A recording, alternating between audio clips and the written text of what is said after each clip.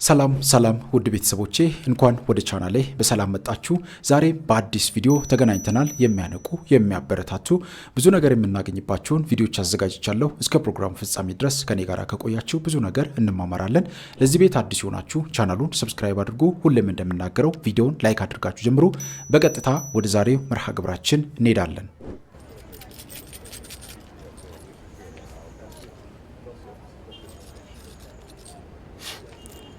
እድሉን እያነበበችለት ነው ለወደፊት ምን እንደሚሆን። What does that mean? All right. What does that mean?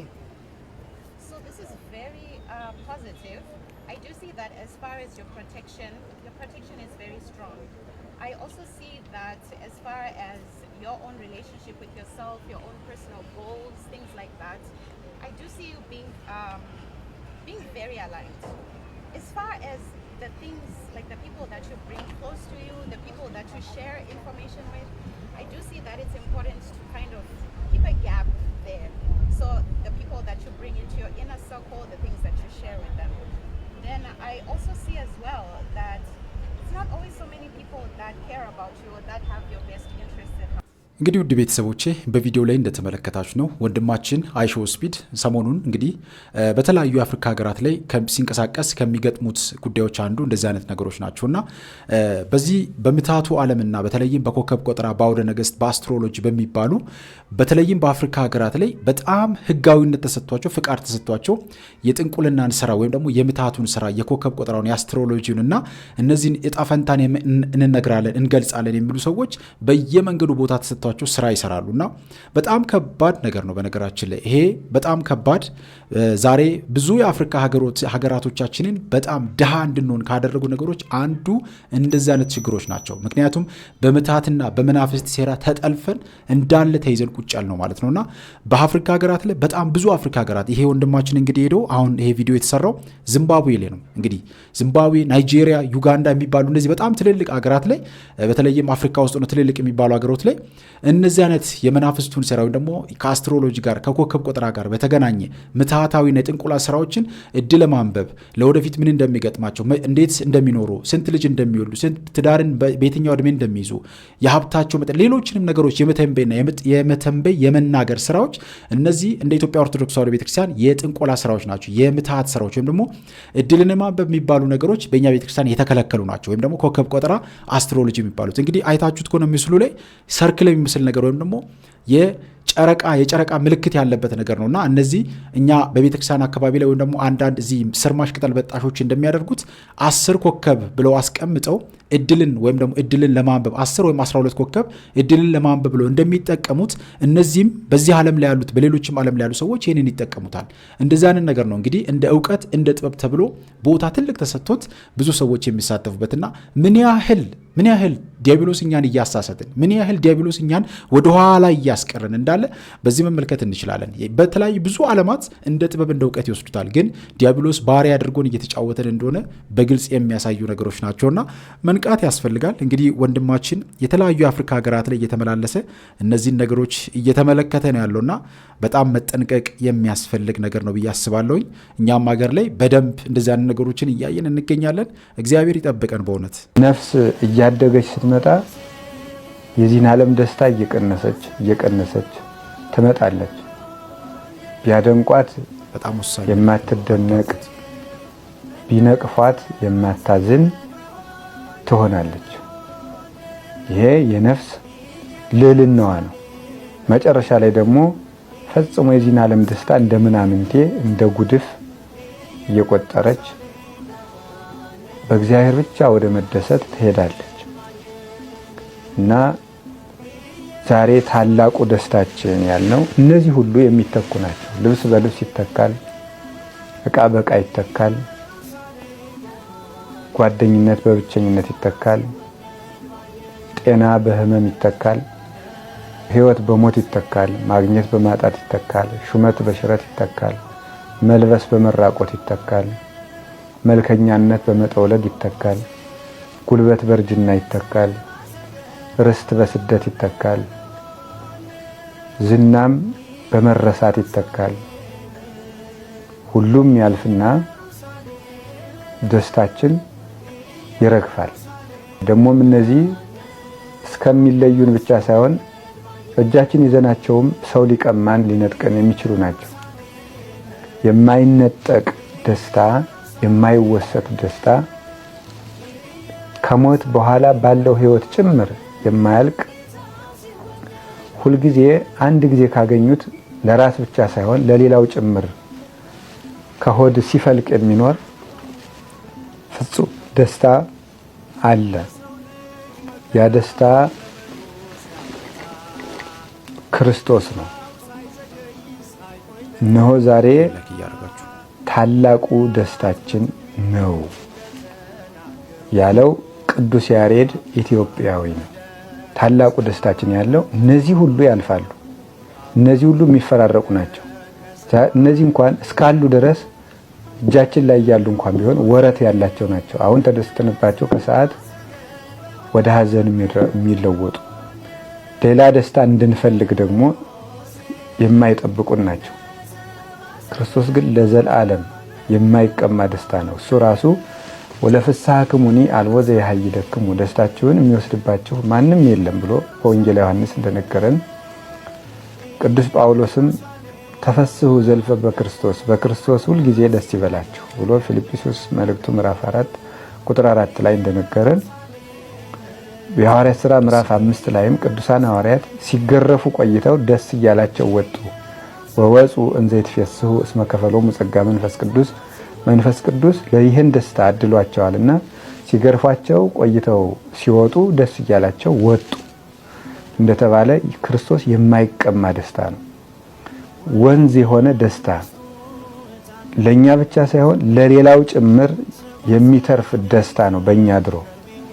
ስለዚህ ነው ዮሐንስ ወንጌል ምዕራፍ 7 ላይ ዘጸማ ይምጻ ኀቤ የተጠማ ቢኖር ወደ እኔ ይምጣ እንዲሁ ይጠጣ ወይስታይ። እሱ ብቻ ተደስቶ አይቀርም።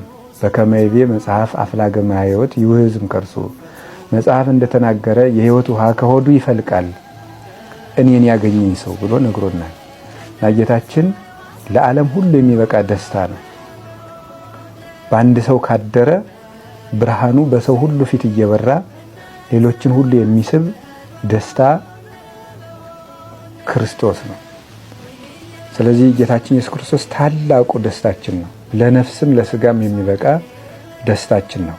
ይህን የዘመረው ቅዱስ ያሬድ ኢትዮጵያዊ ልደትን አስመልክቶ ሲናገር ወዮምሰ አብይ ትፍሥሕትነ ዛሬ ታላቁ ደስታችን ነው።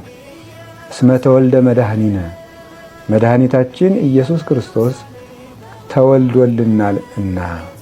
ለአባታችን ለመምህራችን ለአባ ገብረ ኪዳን እግዚአብሔር አምላካችን በእውነት ረጅም ዕድሜን ያድልልን።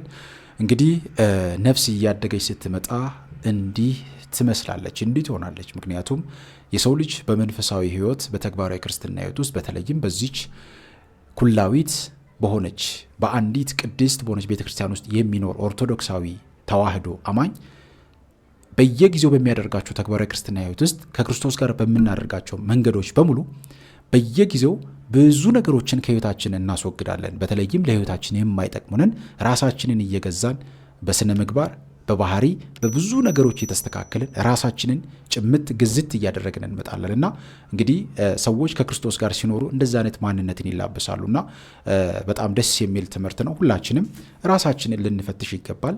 ቃል እግዚአብሔር ወንጌል ሰምተን ብቻ የምናልፍ ሳንሆን በደንብ በሕይወታችን መተግበርና መኖር የምንችል እንድንሆን እግዚአብሔር አምላካችን ሁላችንንም ያድለን። በእውነት በእያንዳንዳችሁ ቤት አለ ብዬ የማስበውን ችግር ለማንሳት ጥረት አድርጌያለሁ። እድሌ ነው እንዳትሉ፣ ወይም ባህሪ ነው ጸባይ ነው እሷ እኮ እንዴት ስትፈጠር እንዳትሉ። ዞዲያክ ውስጥ አለ ህይወታችሁ። ግን ያ እግዚአብሔር የወሰነላችሁ አይደለም። ይሄ ኮኮ ቆጠራ ውስጥ ሊዮ፣ አኳሪየስ፣ ሳጁታሪየስ ምናምን እየተባለ የሚጠራው በአማርኛው ደግሞ ሰምቡል ምናምን አሰደ ሰዓት እየተባለ የሚጠራው ያ የኮኮ ቆጠራ ውስጥ ያለው እናንተ የተወለዳችሁበት ወር እናንተ እንደዛ እንድትኖሩ የተፈቀደ ሳይሆን አጋንንት ነው ይሄን ያዘጋጀው። በፍጹም በተወለዳችሁት ወርም ይሁን ባላችሁ ተክለ ቁመና የሚሆን እግዚአብሔር እንደዛ እንድትኖሩ አልወሰነም። ነፃ ፈቃዳችሁ ብቻ ነው የሚያኖራችሁ። መዳን የሚፈልግ ይድናል፣ መሞት የሚፈልግ ይሞታል። ለዚህ ነው መጽሐፍ ቅዱስ የተጻፈው እንጂ በእድላችን ቢሆን ኖሮ አንብበንም የማይገባን ከሆነ መንኩሰንም ማንጸድቅ ከሆነ አግብተንም ልጅ ማናሳድግ የሚሞትብን ከሆነ የተጻፈብን ነገር እኛ ከምንፈልገው ጋር የሚጋጭ ከሆነ ለምንድን ነው አርፈን ማንቀመጠው? ከቤትም የምንወጣው በኮከብ ነው፣ የምንቀመጠው በኮከብ ነው። ስናወራም ስንቆጣም በኮከብ ከሆነ ለምንድን ነው ታዲያ የራሳችን ህይወት የምንኖረው? ራሱ ኮከቡ ይምራን እንጂ እንደፈለገ ነበር የሚያስብለው። ስለዚህ አይደለም የሰው ልጅ እልከኛም ግትርም ትዕቢተኛም ይሁን ደረቅም ይሁን ያን ያደረገው ግን ልቡ ላይ የከበደበት መንፈስ ስላለ ነው። አይምሮ ውስጥ ህሊና ውስጥ የተቀመጠ መንፈስ ስላለ ነው። በተለይ በባህሪ በጸባይና በባህሪ ዙሪያ ላይ አይምሮ ላይ የተቀመጠ መንፈስ ነው። አይነ ጥላ ነው ይሄን የሚያደርገው። ስጋችንን ሳይሆን የሚቀያየረው አይምሮአችንን ነው የሚቀያየረው። ጥቁርም ብንሆን አይምሮአችንን ነው ያጠቆረን፣ ቀይም ብንሆን አይምሮአችንን ያቀላን። ከማን ከመንፈሱ አንፃር ይሄን ብላችሁ ምንድነው ማዲያትም አወጣን ተመቸንም ደላንም ማለት ነው። ጥቁርና ቀይ ስል እንጂ የጸጉራችን ንጣት አይደለም። ኢቭን ከዚህ ከጸጉር አንፃር ራሱ እንኳን ከማንነታችን አንፃር እንኳን ራሱ ያለን ስታይል፣ የምንከተለው ፋሽን፣ የምንናገረው ንግግር፣ ውሏችን በራሳችን መሆን አለመሆኑ ማጣራት አለብን። ይሄ ነገር ከኔ ነው ወይስ ከማን ነው? ይሄ ልማድ፣ ይሄ ሃቢቹዋል አክሽን፣ ይሄ ትሬንድ ከየት የመጣ ነው? እንዴት አይነት ልምምድ ነው ብለን ማሰብ አለብን። ከዛ በኋላ እናገኘዋለን። አጅሬው ስናገኘው አይማረኝ አይደለም እንለው፣ ላገኘህና ብቻ አይማረኝ ትላላችሁ። ቀጠቀጣለሁ ብሎ ነበር የዛሬ 13 ዓመት ከሰው ጋር ቀን ሊያጣላኝ ሞክርና ማታ ብቻ እንገናኝ፣ ጸሎት ክፍል እንገናኝ ስለው ሙሉ ቀን ሰውነቴ ሲንቀጠቀጥ ይውላል። ለካ ፍርሃቱ ነው፣ የመንፈሱ ፍርሃት እኔ ላይ ይገባል። እንደዚህ ካልኩት በኋላ ሰውነቴ ያልበኛል፣ ይንቀጠቀጣል። ገብቼ ቅጥቅጥ ሳደርገው ወይኔ ይላል። በቃ ያ ምንድነው ከነቃችሁበትና ባህሪያችሁን እየገራችሁ እያስተካከላችሁ እየሄዳችሁ የሆነ ለወጥ ያለ ነገር ስታገኙ ራሳችሁን ይሄማ እኔ አይደለም ትላላችሁ። አሁንም ስታስተካክሉት አሁንም የሚበላሽ ከሆነ አገኛለሁ፣ ማታ እንገናኝ። በቃ ለጸሎት ስትመረከኩ ቅጥቅጥ ማድረግ፣ በስግደት ረጅም ሰዓት መስገድ። ታሰር በስላሴ ስም ባህሪን የምትቀያየር ስራዬን የምታበላሽ በኢየሱስ ክርስቶስ ስም ታሰር። ቅዱስ ሚካኤል በሰይፉ ይቆራርጥህ፣ ቅዱስ ገብርኤል በጦር ይውጋህ፣ ቅዱስ ሩፋኤል በእሳቱ ያቃጥልህ፣ ቅዱስ ኡራኤል በመብረቁ ይምታህ እያልን በመላእክቶች መክበብ ነው። ከዛስ አገላብጠው የማይበላ ጥብስ ስጋ ነው የሚያደርጉት፣ የሲኦል ጥብስ ስጋ ማለት ነው። እናንተ ብቻ ታመኑ፣ ለመለወጥ ዝግጁ ሁኑ፣ በእናንተ ለእግዚአብሔር እንዲሰራ ፍቀዱ። ፈቃድ ነው የሚፈልገው እግዚአብሔር። ልትድን ትወዳለህን? ቀላል አማርኛ አይደለችም። ይሄን ተደግፎ ሰይጣን ምን ያደርጋል? እንግዲህ ምን እንደውም ውጭ ሀገር አንዷ ምን አለችኝ፣ እማዬ 5 ሳንቲም እንኳን ቢሆን ስጪ በይኝ ካፍሽ ይውጣ አለችኝ አለች። ፈቃዷ እኮ ነው የሚፈልገው አይገርም? እሺ ብር እንኳን ከሌለሽ ተበድረሽ ስጪ በይኝ ካፍሽ ይውጣ። አይ አልልም አለች ልጅቷ። ተናገሪው ይውጣ ካፍሽ። የሚገርማችሁ ሴትዮዋ ራሷ እናትየዋ ጠንቋይ ቤት ሄዳ ልጄ እንግዲህ ፈቅዳለች ይሁን ብላለች ብላ ስትለው አልፈቀደችም። ይሄ አንቺ ሐሳብ ነው ይላታል። በራሷ ፈቃድ ስትናገር ሴትዮዋ እምቢ አለችኝ። ታዲያ እኔ ምን ላድርግ ታዲያ ምናምን ትላለች።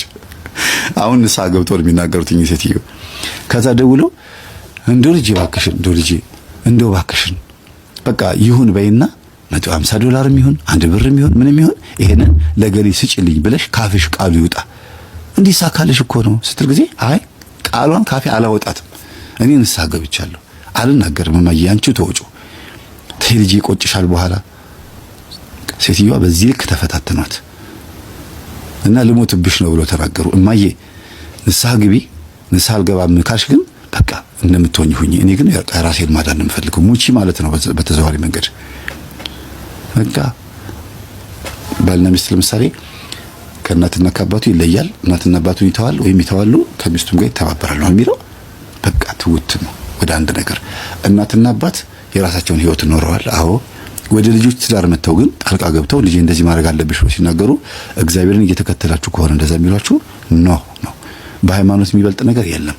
ከኔ ይልቅ ልጁንና ሚስቱን እናቱንና አባቱን ቤተሰቡን የሚወድ ለኔ ሊሆን አይገባኝም ያለው። ስለዚህ ልጅቷ ይሄን ቃል ስለምታውቅ ምንድን ነው ያደረገችው? እማዬ ከእግዚአብሔር አትበልጭብኝም፣ 5 ሳንቲምም ቢሆን እሺ ፈቅጃለሁ አልልም ያለችው። ሰይጣን ሰፍ እንዳለ ይሄው ልጅቷ ምንም መስዋዕት ሳያቀርብ ዳነች ማለት ነው። ያን ይፈልገዋል ካፉ። ስለዚህ ነፃ ፈቃዳችንን ተደግፎ ነው ሰይጣን ተግባር የሚፈጽመው። ባንፈቅድለትም እንኳን መጥቶ ይገረግራል፣ ያስቸግራል እኮ ባንፈቅድለትም እንኳን። ስለነበረን ሰዓት ሁሉ አምላካችን ስም የተመሰገነ ይሁን። እግዚአብሔር አምላክ ከልቦናችን ትዕቢትን ያስወግድልን። ይህንን የዲያብሎስን ሴራ ነው እንድናውቅ በተደጋጋሚ ከመናፍስቱ ጉዳይ ጋር የተገናኙ ትምህርቶችን የምናጋራው። በዚህ ዘመን ላይ ዘመኑን መዋጀት ማለት ዝም ብሎ ዘመኑን የተከተሉ በፋሽኑ ዓለም በዚህ በሚታየው ብልጭልጭ ዓለም መሽከርከርና መጓዝ ሳይሆን ዓለም ያቀረበውን ነገር ሁሉ ተቀብሎ ዝም ብሎ ማግበስበስ ሳይሆን ክርስቶስን መያዝ ነው፣ ከክርስቶስ ጋር መኖር ነው ዘመናዊነት ማለት። ስለዚህ በዚህ ባለንበት ጊዜ ውስጥ ደግሞ ብዙ ሰዎች ስለ ብርሃኑ ብቻ ያወራሉ፣ ጨለማው መኖሩን ከናካቴው ረስቶታል። ስለዚህ ዲያብሎስን እወቁ፣ ስራውን፣ ሴራውን ተረድታችሁ ተዋጉት። በቃ በሕይወታችን ውስጥ ያለውን በረከታችን የጠፋው፣ ሰላማችን የጠፋው፣ ትዳራችን የተበላሸው፣ ትዳር እንዳንይዝ የሆን ነው፣ በትዳር ውስጥ ሆነን ሰላም ያጣ ነው ለምንድን ነው ብለን መጠየቅ በጣም አስፈላጊ ነው። በሕይወታችን በመንገዳችን ውስጥ ነገሮች የተዘጋጉብን ለምንድን ነው የተቸገረን ያለ ነው ብለን በደንብ መጠየቅ አለብን። ስለዚህ አሁን በዚህ ቪዲዮ ላይ እንዳየ ነው የምንልካቸው ገንዘቦች፣ የምናደርጋቸው ነገሮች ለምን እንደሚወጡ ራሱ በደንብ አድርገን ማረጋገጥ አለብን። ይህ ብቻ አይደለም፣ ገንዘቦቻችንን ከመላካችንን በፊት በደንብ አድርገን ልንጸልይ ይገባል። በነገራችን ላይ በባንክ ውስጥ ያሉን ገንዘባችንን በየትኛውም ማንኛውም ነገር ላይ የምናንቀሳቀሳቸውን ገንዘብ ለእግዚአብሔር አሳልፈን ልንሰጥ ይገባል። ልንጸልይበት፣ በጸሎት ሰዓት ላይ ልናስቡላ ይገባል። በተለይም ቅዱስ ዑራኤልና ቅዱስ ሩፋኤልን መልካቸውን በደንብ አድርጎ መጸለይ ያስፈልጋል። ምክንያቱም እነዚህ ቅዱሳን ጠባቂዎቻችን ስለሆኑ ማለት ነውና በደንብ አድርገን ልንጸልይ ይገባል። ምክንያቱም ስመ እግዚአብሔር ሊጠራበት ይገባል። ከኛ ወጥተን እኛ በነጻ ፍቃድ ነው የምንፈጽመው፣ ፈልገን ነው። አንዳንዴ የሆነ ነገሮችን ስናደርግ በምናደርገው ነገር ነው ዲያብሎስ በቤታችን ውስጥ ስራውን እንዲሰራና እንዲመቻች ተመቻችቶ እንዲኖር የምናደርገውና እንደዛ አይነት ሴራዎችን ልናፈርስ ይገባል። ቤተሰብ ገንዘብ ሲጠይቀን ለምንድን ነው የሚጠይቀን ብለን በደንብ ልናውቅበት ይገባል። ገንዘቡንም ከመላካችን በፊት ባለንበት ቦታ ሆነን ጸሎት ልንጸልይ ይገባል፣ ልናደርግ ይገባል። እና ይሄ በጣም አስፈላጊ ነገር ነው። ምክንያቱም ያንን ገንዘብ በመስጠታችሁ ያ ገንዘብ ወደዚህ መጥቶ በሚሰራበት ስራ እድሜ ዘመናችሁን ስትማቅቁ ትኖራላችሁና በጣም መጠንቀቅ ያስፈልጋል። ውድ ቤተሰቦቼ የደብተራን ክፋት ዛሬ ላሳያችሁና ልነግራችሁ ነው። ታዲያ ለምንድን ነው ቶሎ ማንድ ነው ለምንድን ነው ቶሎ መዳን ያልቻልን የሚል ጥያቄ በጣም ብዙዎቻችሁ ታነሳላችሁ። የሚገርማችሁ የደብተራውን ክፋት ልንገራችሁ። ለምሳሌ እናንተ ላይ መተት ያደረገባችሁ ሰው ይኖርና ያ ሰው በህይወት ባይኖር ማለት ነው ምን ያደርግባችኋል መሰላችሁ? ያንኑ እድላችሁን አዘዋውሮ ለሌላ ሰው ይሰጥባችኋል። ምክንያቱም የገቢ ምንጭነቱን እንዳያጣ፣ ገንዘቡን እንዳያጣ። ምክንያቱም መጀመሪያ ያክፉ ያደረገባችሁ ሰው እያደሰ በሚመጣ ጊዜ እሱ ይጠቀማል፣ ደብተራው ይጠቀማል፣ መንፈሱ ይጠቀማል ማለት ነው። ስለዚህ ያ ነገር እንዳይቋረጥ ምን ያደርጋል መሰላችሁ? ያ ክፉ ያደረገባችሁ ሰው እንኳን ቢያርፍ ያንን እድላችሁን በእሱ ቁጥጥር ስር ስለነበረ ለሌላ ሰው አሳልፎ ይሰጥባችኋል። የደብተራ ክፋቱ ይሄ ነው። ለዚህ ነው ቶሎ መዳን ማንችለው። ለዚህ ነው አንዴ ወጥመድ ውስጥ ከገባን ኧረ ተው ንቁ፣ ብዙዎቻችን እድላችን ተይዟል የሚለውን ነገር እንድታውቁ የምፈልገው። ስለዚህ የደብተራ ክፋት እስከዚህ ድረስ። ይህን ነገር እንግዲህ ነገረችኝ አንዲት እህት ነች። ለምንድን ነው የማልፈታው ብዬ ስቅስቅ ብዬ ባለቀስኩኝ ቁጥር ያ ክፉ ያደረገብኝ ሰው የለም በህይወት፣ ነገር ግን መልሶ እድሌን ይሄው ደብተራው ለሌላ ሰው ሸጠብኝ። ከዛ በኋላ መከራና ፍዴ ቀጠላለች። ስለዚህ ከደብተራ እግዚአብሔር አምላክ ይሰውረን። ደብተራዎችን ቢችሉ የንስሐ እድሜ ተሰጥቷቸዋል ቢመለሱ፣ ካልሆነ ደግሞ መድኃኔዓለም ክርስቶስ የራሱን ፍርድ ይስጥ። እናንተ ግን መታገላችሁን አታቁሙ። ምክንያቱም በመተት ታሰራችሁ ማለት ነፍሳችሁን አብረው ነው የሚያስይዙት ማለት ነው። ይህንን ሁል ጊዜ ትዝ ይበላችሁ። የክርስትና አንዱ ዋጋ እነሱ በሚያመልኩት አምላከኛ አናምን ብሎ መዋጋት ነውና አሁንም ውጊያችሁን አታቁሙ፣ ወደፊት ቀጥሉ።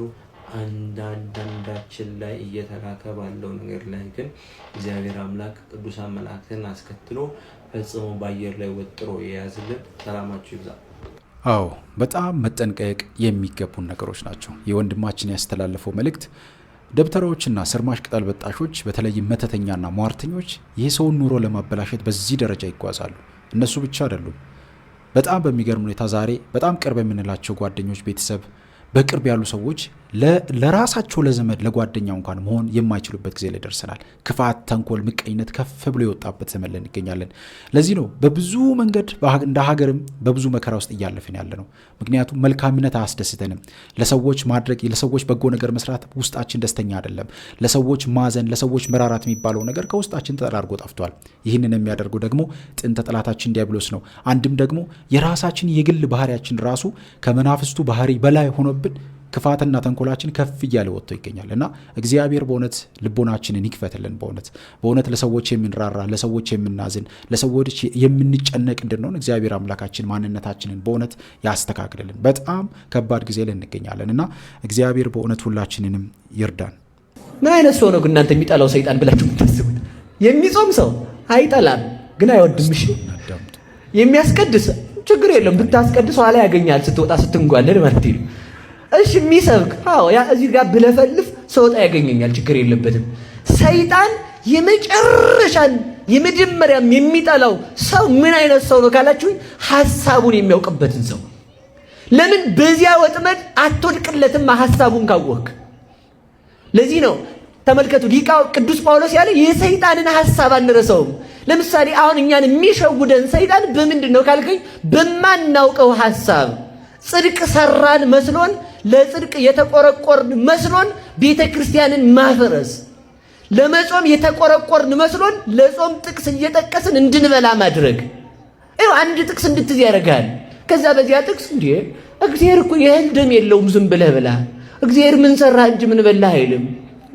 እናንተ ሰው ይጀላችኋል መሰል። አዳምን እኮ ምን በላህ ነው ያለው። እግዚአብሔር የቷልክ እንጂ ለምን አላስቀደስክም እንጂ የቷልክ አይልም። እስኪ በል የምትውልበት ቦታ ቅዱስ ካልሆነ ረክሰህ ነው የምትመጣው። እየነገርኳችሁ ነው ያለው። ቦታ ሰውን ይቀድሰዋል። የምትውልበትን ቦታ ለመቀደስ ነው መዋል ያለባችሁ። እዛ ቦታ ላይ ክፉ የሚሰጥ እንደው መኑ ምንድነው እሳት ዘያቁር በውስጥ ተጽኑ ዝወያው አይሆን እሳት ቋጥሮ የማይቃጠል ሰው የለም። መቼስ አይደል የማይቃጠል ሰው አለ እንዴ? እሳት ይዞራ አይፈጀኝም ቢል ይችላል፣ መቃጠሉ አይቀርም ማለት ነው። ክፋት ከሚሰራበት ቦታ ላይ ጆሮአችሁን እንዳይሰማ መግዛት አለባችሁ። አይናችሁ እንዳይ ጌታ ያውጣኝ ማለት አለብን። ስለዚህ ተመልከቱ፣ የሰይጣንን ሐሳብ አለመርሳት። በሉ እስኪ ሁላችሁ የሰይጣንን በሉ ምኑን አለመርሳት? እጾማለሁ ስትል ሰይጣን ምን ነው የሚያደርግ? አሁን አንዳንድ ብቻ ጣል አድርጌላችሁ ልሂድ። አንዳንድ ሰይጣን ነገ ጾም እስከ 9 ነው የማነጉደው ካልክ ጠዋት ያ ስስታሙ ጓደኛ ናማ ሻይን ጠጣ ብሎ ይዞ ይሄዳል። በእኔ ብር ነው የምጋብዝ ችግር የለውም ብሎ ማለት ነው። ስለዚህ ምን አመጣልህ ማለት ነው? የሚጋብዝ ሰው አመጣልሃል ማለት ነው። ዝሙት መስራት የምትፈልግ ከሆነ ገና ሳትጠይቃት አጅሬ ወዴት ነህ የምትል ሴት ይጥልልሃል ማለት ነው። መጠንቀቅ አለብን። ሰይጣን አጥንቶ ነው የሚያመጣው። አጥንቶ በየትኛው እንደምንወድቅ በስስት ለሚወድቅ ሰው እኮ የሚያመጣለት ምንድነው መሰላችሁ? አንድ ታላቅ አባት ነበረና መናኝ ነው። እንጀራ ሰው አምጥቶ ደቀ መዝሙሩ እንጀራ ይዞለት ሲመጣ ሰይጣን ምን አደረገ መሰላችሁ? መርዝ አድርጎበታል። እንዳይበሉ አለው። እዛ በኋላ ያ ሰውዬ ቀመሰው መርዝ አድርገበት ይሆናል አለው። ሲለው ምን አለ መሰላችሁ? ደቀ መዝሙሩ በጣም ብልህ ስለነበረ ይኸውልዎት አባቴ አላቸው፣ አሁን መርዝ አድርጎበታል ብሎ የመከረው ሰይጣን ብቀምሰው ደግሞ እንጀራዎትን ጨረሰብዎት ብሎ ልቦትን ይገልበታል። ስለዚህ አርፈው ዝም ብለው ይብሉ አላቸው ማለት ነው። እሳቸውም አርፈው በሉ ማለት ነው። ስለዚህ ምንድነው የሰይጣንን ሐሳብ አለመርሳት። ለማስቀደስ ስንፈልግም ይኸውላችሁ ሰይጣን የመረጃ ባለሙያ ነው እንጂ የልብ ባለሙያ አይደለም። የእውነት የምነግራችሁ ሰይጣን የሚያጠፋን ካፋችን በሚወጣው ዓላማህን ስታወራ ዓላማህን እየሰማ ነው ሰይጣን የሚያበላሽብህ። ዝም በሉ እስኪ ባይሆን ዝም ማለት አታውቁም እንዴ? ነገ በተክሊል ነው ማገባ ካልክ ያው ያመጣልሃል እንደ ቸርነቱ ማለት። ነገ እኮ እንደው ቆርቤ ነው የምመጣ ካልሽ ያው ችግር ይፈጥራል ማለት።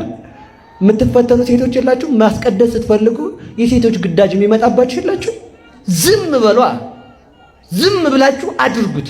ሰይጣንን መጫወቻ ማድረግ ዝም እያሉ ነው። ሰይጣን ካወሩለት ጠንቋዮች የሚጫወቱብን እኮ ለዚያ ነው። ሰይጣን ስናወራ ይሰማል፣ ወስዶ መረጃ ሸር ያደርግላቸዋል። ያንን ሰምታ አስካለ ማርያም ጀርባሽ ላይ ጥቁር ነገር የለም ሲልሽ በቃ የምድር እግዚአብሔር ነው አውቆታል። እሱ ያለው ምንስ ብለሽ ቁጭ ነው እንግዲህ ማለት እና ሰይጣን የታሰበን አያውቅም፣ የተነገረን ያውቃል። አስቡ፣ እንድናስብ እግዚአብሔር ይርዳን።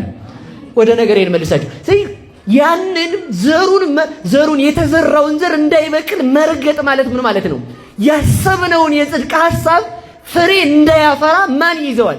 ሰይጣን ያበላሸዋል ማለት ነው። ለዚህ ነው ዝም በሉ የተባለው። ይኸውላችሁ 70 ዓመት ሙሉ ሰይጣንን የተጫወቱበት መነኮሳት አሉ። ስንት ዓመት ሙሉ? በሞቴ ንገሩ።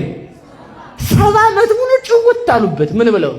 አይ ነገ እንኳን እንደው አናስቀድስም ደግሞ አንጸልይም ተጋድመን ነው የምናድር ሲሉ ሰይጣን ይሰማና አባ ከተጋደሙ እኔም ወደማይጋደመው ልሄድ ይልና እየተንጓለለ ወደማይጋደመው ሲሄድ ሌሊት ተነስተው ጸሎት እሱ በሌለበት ደግሞ ነገ ሲመጣ ሲያዳምጥ ሲያወሩ ዛሬ እንደው መሮጥ ነው ያደረው። ኧረ እንግዲህ መተኛት ነው ይላሉ። ሰይጣን ተኙልኝማ ምን ቸገረኝ ነው ወዳልተኛ ወዳለሁ። እዛ የማይተኛው ሰው ጋር ሲለፋ ሌሊት እነሱና ጸሎት 40 ዓመት ሙሉ አንድ ቀን የመነኮሳቱን ሕይወት ሳያውቅባቸው ኖረዋል። ስለዚህ ምንድነው ለማለት የፈለግኩት? የምታስቧትን ደግ ነገር ስራ ሰርታችሁ ተገለጡ እንጂ በቀን በቀኑ አታውሩ። እግዚአብሔር ሰርተን እንድንገለጥ ያድርገን። በሉ እንጂ ተነገሩ። አሜን አትሉ? ክርስቲያን የሚያወራው መቼ ነው? በሉ አንድ ጊዜ ልነግራችሁ ነው። ይችን እንድትዙልኝ ነው። እስኪ ጠይቁኝ። ክርስቲያን በሉ የሚያወራው መቼ ነው? እሺ ምንድነው ነው ያልኳችሁ? ሰርቶ ምን ሲል ተናገሩ እንጂ። ክርስቶስ ያወራው መቼ ነው የተናገረው? ሰርቶ በሉ እንጂ ሲጨርስ። ለሰይጣን እኔ ነኝ ብሎ የነገረው መቼ ነው? ሰርቶ በሉ እንጂ በሞቴ መቼ? ዓርብ ማለት ነው። ይህን በደንብ ማወቅ አለባችሁ። ምን ይኸውላችሁ፣ በፍጹም የዮሴፍ ልጅ ነህ እያለ ሲያናግረው እናቴ እኮ ድንግል ናት አላለም። ዝም ብሎ እንግዲህ በጣም ደስ የሚል ትምህርት ነው። ለዚህ ነው ጠላታችን ዲያብሎስ ላይ መንቃት የሚያስፈልገው። ለዚህ ነው በጣም በሚገርም ሁኔታ አካሄዱንና ስልቱን መንገዱን ከተረዳን ዲያብሎስን ከህይወታችን ለማራቅ በጣም በቀላሉ ማሸነፍ እንችላለን።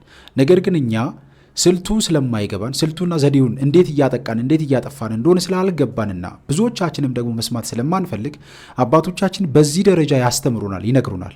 አንዳንድ ከአንደበቶቻችን የሚወጡ ቃላቶች፣ ንግግሮቻችን በሙሉ ምን ያህል ዋጋ እንደሚያስከፍሉን ማለት ነው። እና በዚህ ደረጃ የዲያብሎስን ሴራ ተረድተን የዲያብሎስን የአያያዝ የክፋት መንገዱን ተረድተን መቃወም ያስፈልጋል። በየጊዜው በጸሎታችን በመንፈሳዊ ጉዟችን በአጠቃላይ በህይወታችን ውስጥ በተግባራዊ ክርስቲያናችን ውስጥ ተግባራዊ ልናደርጋቸው የሚገቡ ነገሮች አንዱ ዲያብሎስን መቃወም ነው። ጸሎት፣ ምስጋና፣ ስግደት ሌላውም ነገር እንዳለ ሆኖ ዲያብሎስን መቃወም ደግሞ በደንብ አስፈላጊ ነገር ነው። ስለዚህ አባቶቻችን የሚያስተምሩንን መልእክት እየሰማን በጣም መጠንቀቅ አለብን። ስለዚህ ሰይጣን የሚጠላው እንዴት አይነት ሰው ነው ለሚለው በዚህ ቪዲዮ ላይ ትልቅ መልስ ተሰጥቷልና በተለይም እያንዳንዷን የምናደርጋትን ነገር ቁጥብ ያለን ምንም ማውራት አያስፈልግም። ስጋውና ደሙን መቀበል ከፈለግን አዋጅ መነገር አይጠበቅበትም። ንስሐ እንገባለን፣ ስጋውና ደሙን እንቀበላለን። ለዛ ነገር ራሳችንን አዘጋጅተን መቀበል ነው። ከዛ ውጪ ቅዳሴ መሳተፍ፣ ማህሌት፣ ሰዓታት በነዛ ውስጥ መሳተፍም ስንፈልግ ስርዓታችንን ዝም ብለን ራሳችንን አዘጋጅተን ለዛ ነገር መቅረብ፣ ያንን ነገር ካደረግን በኋላ ቢሆን መልካም ነው። ነገር ግን ብዙዎቻችን ቀድመን ጉዳዩን ስለምናወራ ወደ ፈለግንበት ደረጃ ሳይደርስ ዲያብሎስ ጉዳዩን በማይሆን ነገር ያበላሸውና ተስፋ አስቆርጦን አንድም እየጸለይኩ እየሰገድኩ እንዴት ሐሳቤና እቅዴ አይሳካልኝም እያለን በክርስቶስ ላይ የምናማርር እንድንሆን ያደርገናል። ምክንያቱም ዲያብሎስ የሚያዘጋጀን ለዛ ስለሆነ ማለት ነውና ይህንን ሴራውን በደንብ ማወቅ መረዳት አስፈላጊ ነው። ውድ ቤተሰቦቼ እንግዲህ ውድ ቤተሰቦቼ በዛሬው ቆይታችን በዛሬው ትምህርቶቻችን እነዚህንና መሰል ጉዳዮችን ለመዳሰስ ለማየት ሞክረናል። በቀጣይም እንደዚሁ የሚያነቁ የሚያበረታቱ መንፈሳዊነታችንን ከፍ የሚያደርጉ ትምህርቶችን ቪዲዮዎችን ይዤላችሁ እስከምንገናኝ ድረስ የቅዱሳን አምላክ ከሁላችን ጋር ይሁን። ላስተማሩን፣ ለመከሩን፣ ለገሰጹን ለአባቶቻችን፣ ለመምህራኖቻችን፣ ለወንድሞቻችን እግዚአብሔር አምላካችን ረጅም ዕድሜን ያድልልን። እኛም በሰማነው ቃል 30፣ 60፣ 100 ፍሬ እንድናፈራ እግዚአብሔር አምላካችን ሁላችንን የሚያግዘን እንበርታ፣ እንጠንክር። ይቆየን። አሜን።